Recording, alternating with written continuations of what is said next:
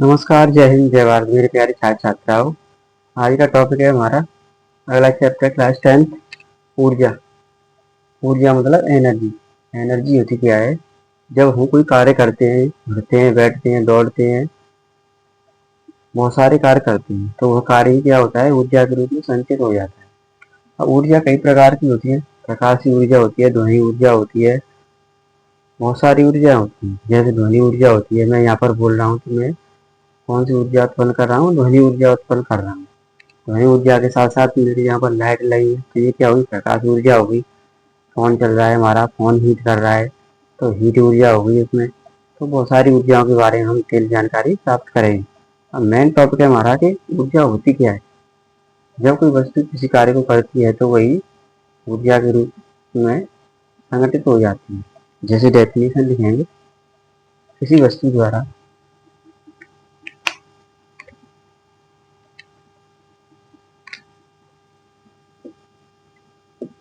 किसी वस्तु द्वारा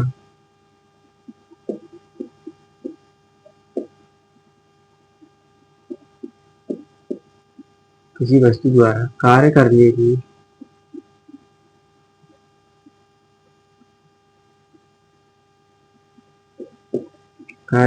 की क्षमता को ऊर्जा कहते हैं।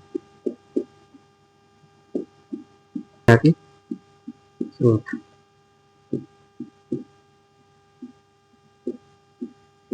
स्रोत का मतलब होता है हमें कहाँ से ऊर्जा प्राप्त हो रही है।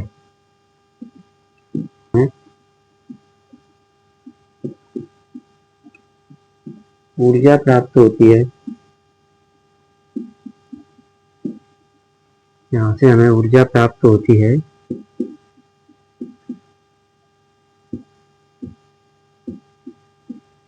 ऊर्जा के स्रोत कहलाते हैं।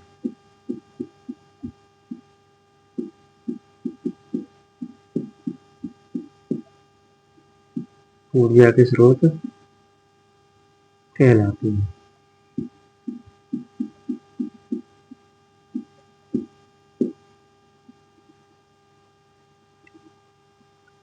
यहाँ से हमें ऊर्जा प्राप्त होती है, ऊर्जा के स्रोत कहलाते हैं। जैसे जो पदार्थ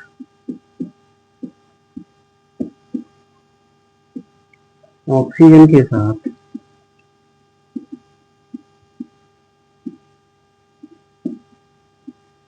ऑक्सीजन के साथ दहन होकर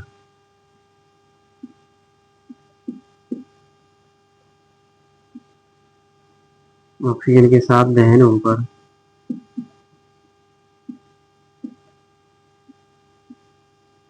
ऊष्मा देते हैं,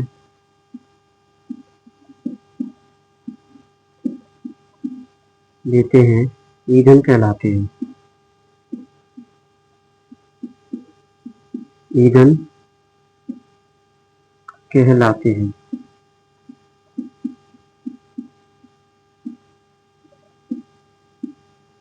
ईंधन कहलाते हैं। क्या है हमारी डेफिनेशन फील्ड में ईंधन में? अब ईंधन होता क्या है? ईंधन होता है एलपीजी गैस है, हमारे पास लकड़ी है, तो ये सब क्या है? ईंधन है। ईंधन मतलब ये जलने पर हमें ऊष्मा देते हैं। अब प्राकृतिक गैस भी है, वो भी ईंधन है। ठीक है, तो ये है जो पदार्थ ऑक्सीजन के साथ दहन होकर ऊष्मा देते हैं, ईंधन कहलाते हैं। अब ईंधन कई प्रकार के होते हैं। ये रहे हमारी अच्छे ईंधन के गुण।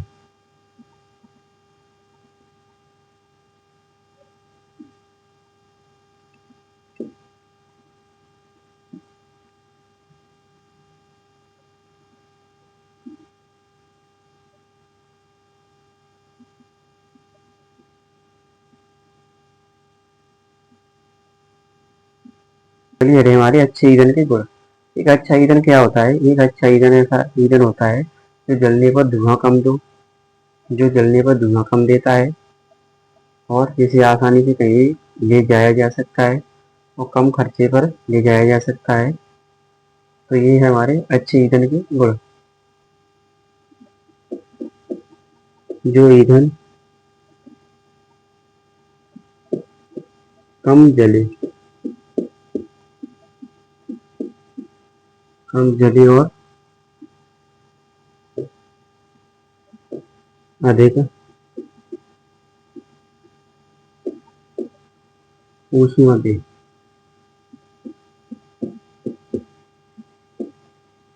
देता है। अच्छा ईंधन कहलाता है। अच्छा ईंधन, अच्छा ईंधन कहलाता है।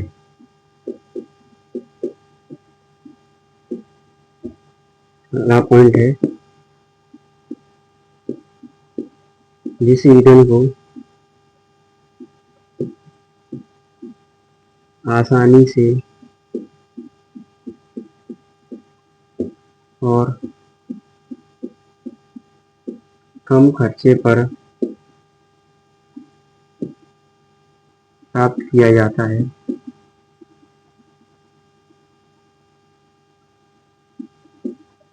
प्राप्त किया जाता है,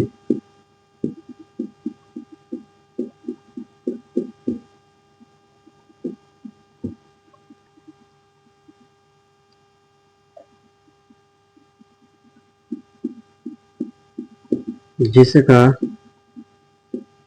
भंडारण और परिवहन आसानी से किया जा सकता है। अगला पॉइंट है, जो ईंधन कम विषैले पदार्थ उत्पन्न करे, अगला प्राप्त हो। अगला पॉइंट है,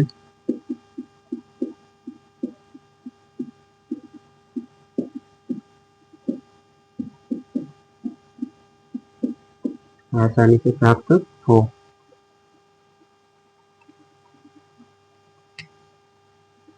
ऊर्जा के दो स्रोत होते हैं, ऊर्जा के दो स्रोत होते हैं। नंबर फर्स्ट, परंपरागत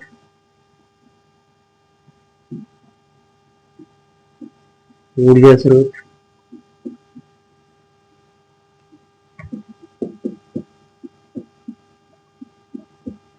नंबर सेकंड, गैर परंपरागत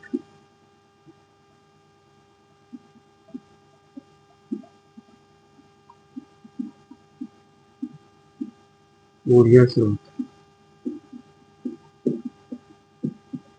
है हमारी परंपरागत ऊर्जा स्रोत।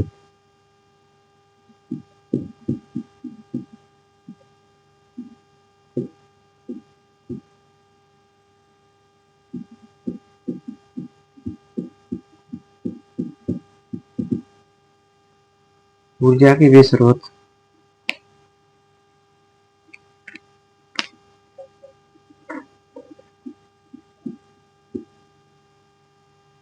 ऊर्जा के वे स्रोत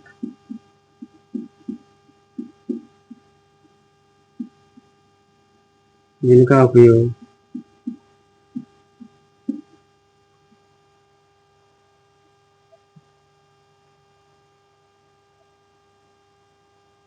ऊर्जा के वे स्रोत जिनका उपयोग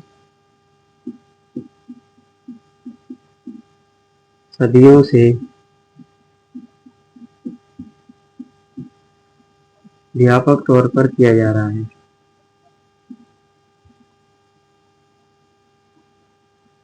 सदियों से व्यापक तौर पर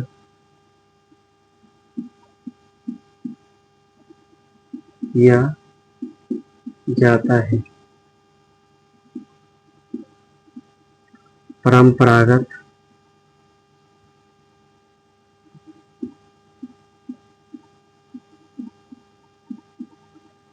ऊर्जा स्रोत कहलाते हैं।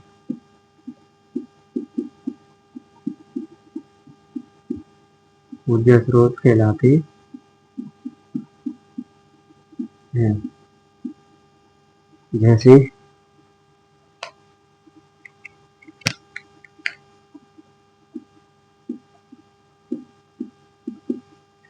जीवाश्म ईंधन,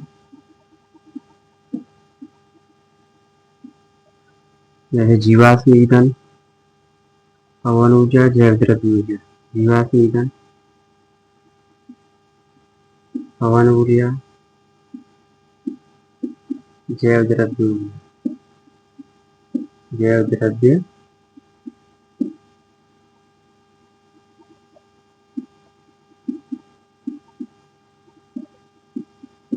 जैव द्रव्य ऊर्जा आदि।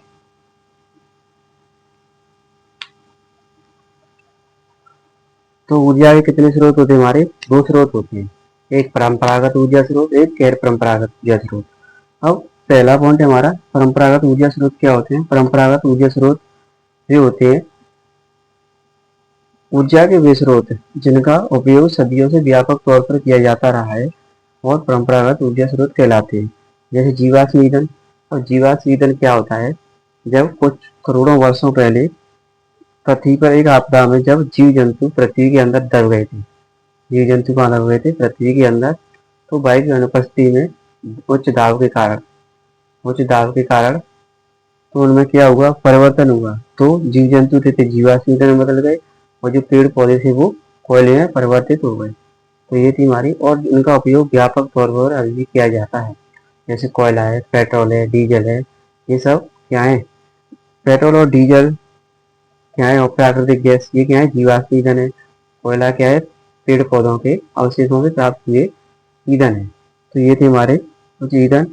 आगे पढ़े हैं हम ऊर्जा के गैर परंपरागत स्रोत। आगे हटे हैं हमारी ऊर्जा के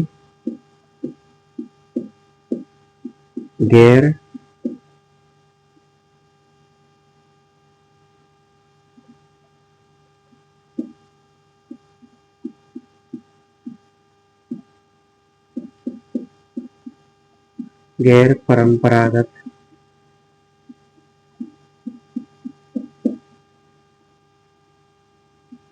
स्रोत। ऊर्जा के गैर परंपरागत स्रोत।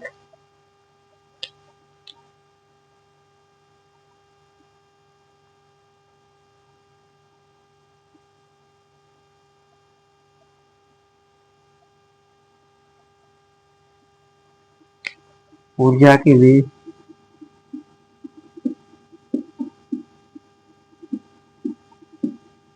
स्रोत जिनका उपयोग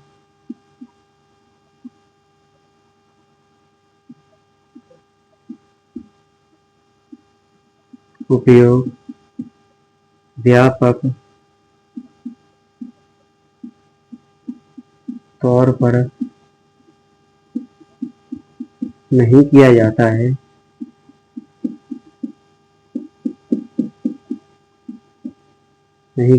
है, गैर परंपरागत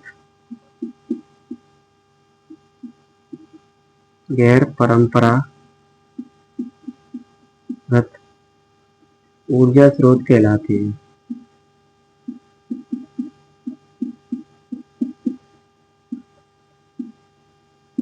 ऊर्जा स्रोत कहलाते हैं। जैसे ऊर्जा,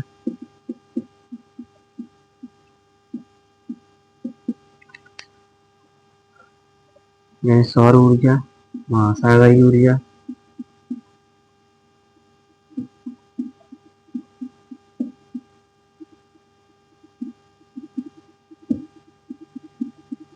आदि।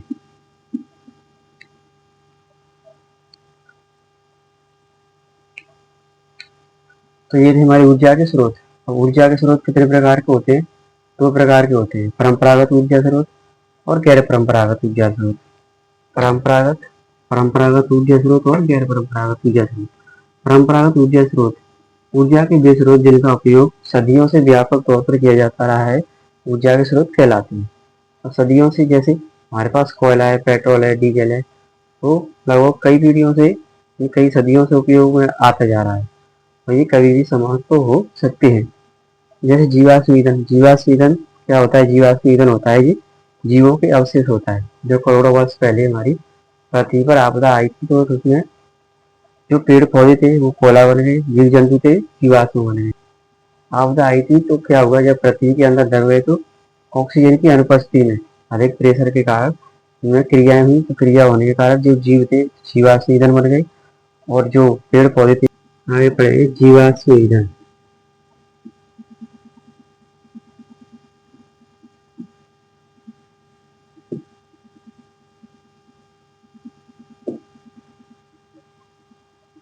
फॉसिल फ्यूल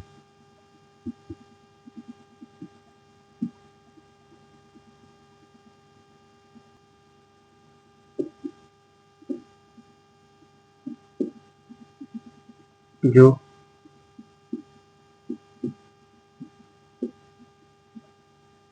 पेड़ पौधों वह ईंधन जो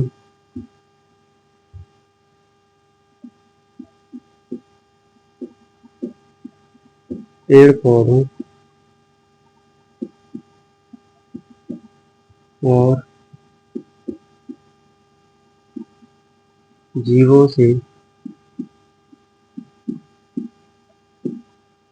जीवों से प्राप्त होता है,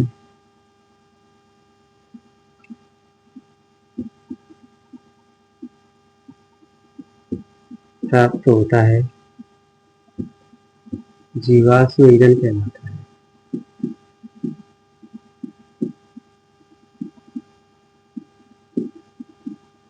जीवाश्म ईंधन कहलाता है।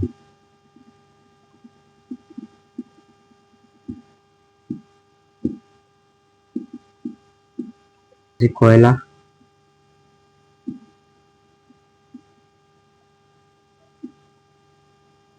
जैसे कोयला प्राकृतिक गैस,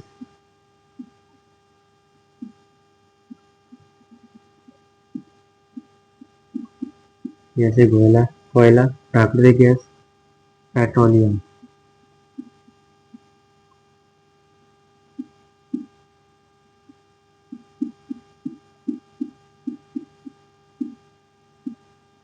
और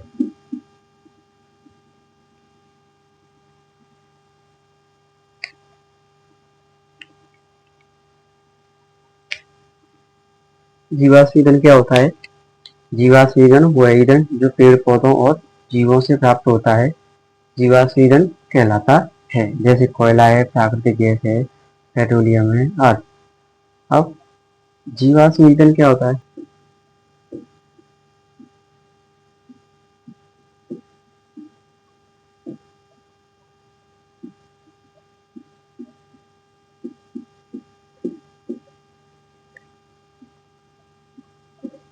ऊर्जा स्रोत,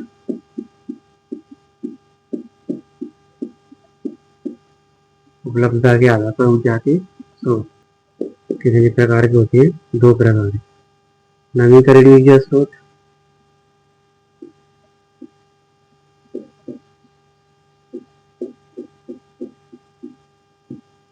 नवीकरणीय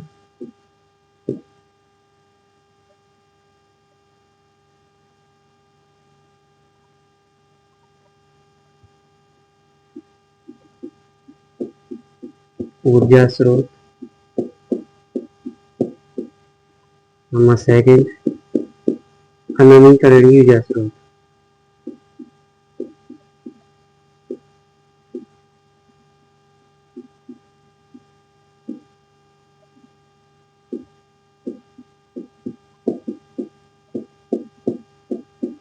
अनवीकरणीय ऊर्जा स्रोत,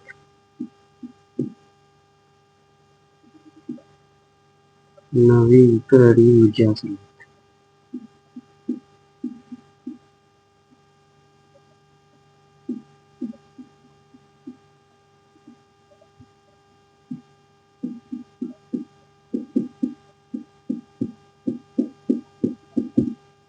नवीकरणीय ऊर्जा स्रोत, ऊर्जा के वे स्रोत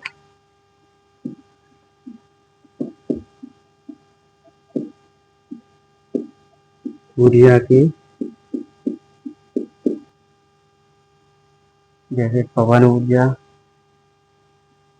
जैसे पवन,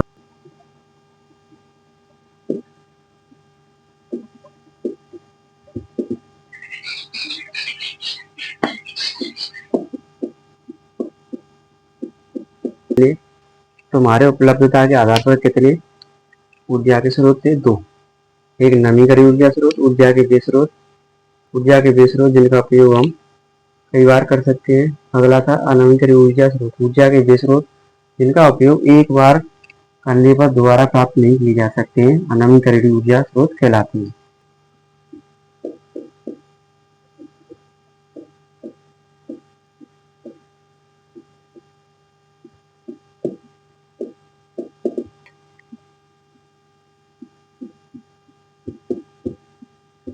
करोड़ों वर्ष पहले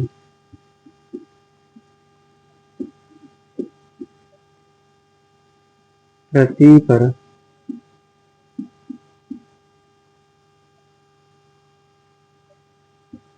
आपदा आने के कारण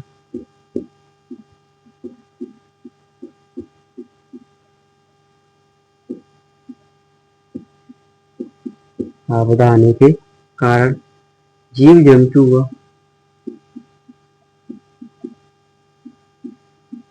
जंतु और पेड़ पौधे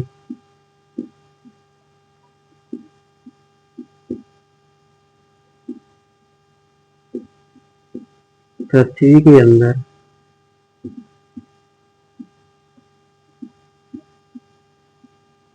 दब गए, दब के अंदर गए और वे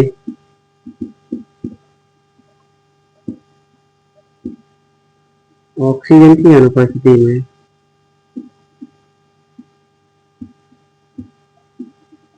जिनकी अनुपस्थिति में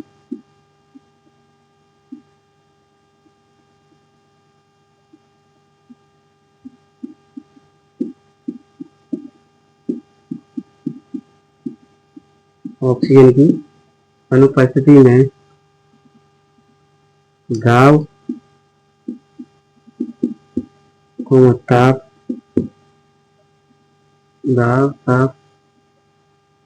और जीवाणुओं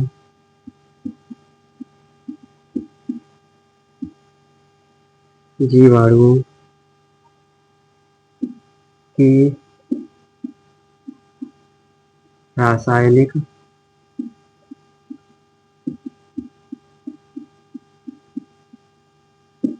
प्रभाव के कारण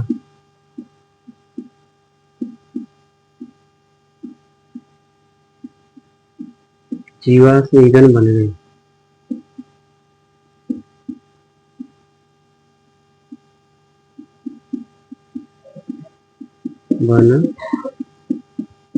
बन गए। जीवाश्म ईंधन क्या होता है? जब कई वर्ष पहले हमारी पृथ्वी पर क्या हुआ था, आपदा आई होगी कोई करोड़ों वर्ष पहले, तो उसमें आपदा आने के कारण जीव जंतु और पेड़ पौधे पृथ्वी के अंदर दब गए और वे ऑक्सीजन की अनुपस्थिति में, ऑक्सीजन की अनुपस्थिति मतलब वहां पर ऑक्सीजन नहीं थी, दाब और ताप के कारण, दाब और ताप और जीवाणुओं के रासायनिक प्रभाव के कारण जीवाश्म ईंधन बन गए।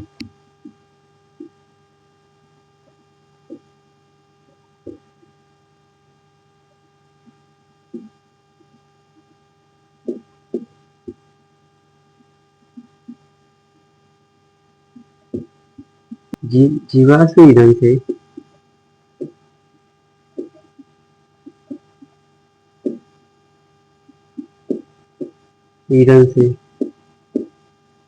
निकलने वाली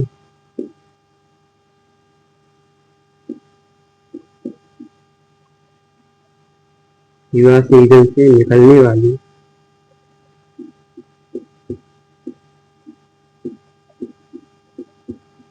हानिकारक गैसें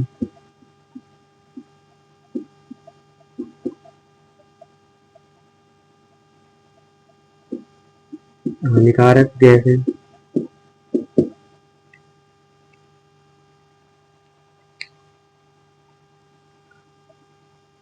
हानिकारक गैस में कार्बन, नाइट्रोजन, कार्बन, नाइट्रोजन,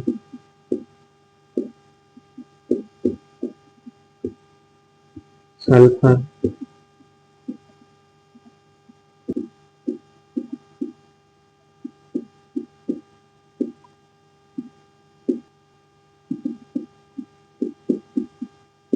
अम्लीय गैस बनाते हैं,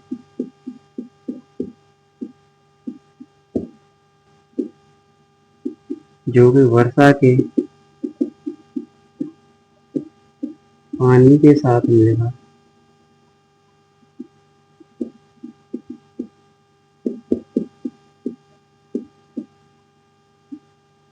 पानी के साथ मिलकर अम्लीय वर्षा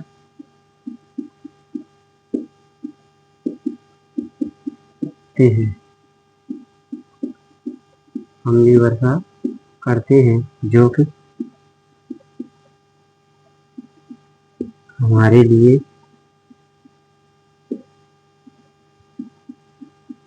हानिकारक है, जो कि हमारे लिए हानिकारक है।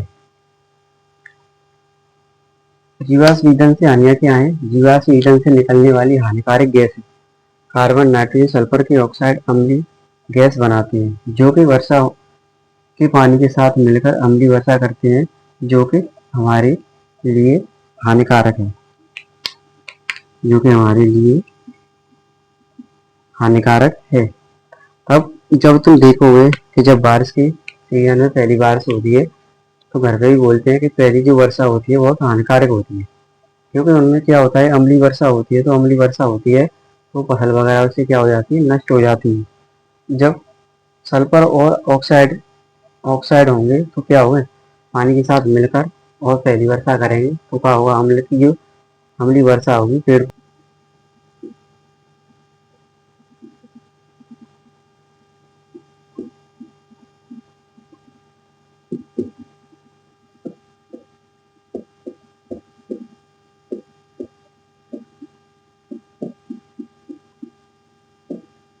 यह एक प्राकृतिक प्रक्रिया है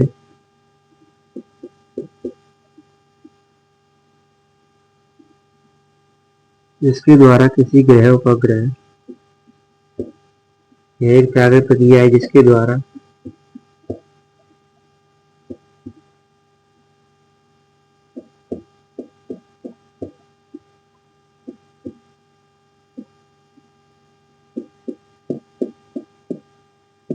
किसी ग्रह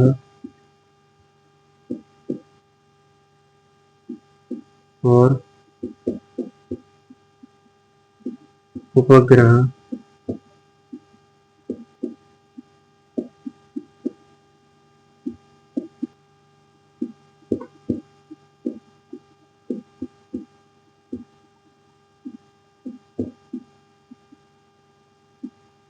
कुछ गैसें ग्रीन हाउस प्रभाव यह एक प्रकार की प्राकृतिक प्रक्रिया है, यह एक प्रकार की प्राकृतिक प्रक्रिया जिसके द्वारा ग्रह और उपग्रह के वातावरण में मौजूदा कुछ गैसें वहाँ के वातावरण को अधिक गर्म कर देती है। मतलब क्या है, जो ग्रीन हाउस गैस होती है, ग्रीन हाउस का इफेक्ट क्या होता है कि कोई वातावरण किसी ग्रह या उपग्रह का वातावरण है तो वहाँ पर ये गैसें मिलकर उस ग्रह या उपग्रह के तापमान को क्या कर देती है, बढ़ा देती है। तो यही था हमारा ग्रीन हाउस प्रभाव। थैंक यू, जय हिंद।